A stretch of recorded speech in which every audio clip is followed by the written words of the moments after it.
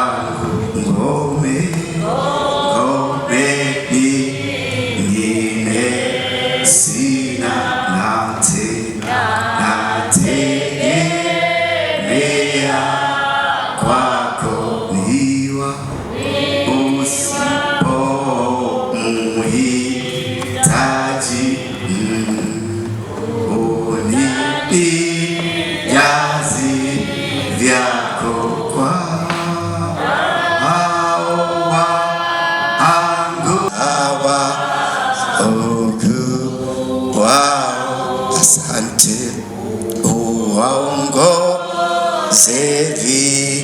vipofu. Bwana Yesu, ninakushukuru. Tumekuja mahali langoni pako, madhabahuni pako. Tumeleta hoja zetu, nasi tumesema kila moja kwa majira. Tumekuja tofauti tofauti na tumebeba mizigo isiyofanana. Tumekuja na kila mmoja na ufunguo wa mlango wake. Tumekuja na kengele inayopiga sawa sawa na uhitaji wa moyo wa kila mmoja. Tumekuja, tunahitaji Mungu, sikiliza. Tumekuja na watu waliotuonea. Tumekuja na watu wenye hasira. Tumekuja na watu ambao wanasema hatutoki. Tumekuja na watu ambao wametufunga, wanasubiri kaburi letu.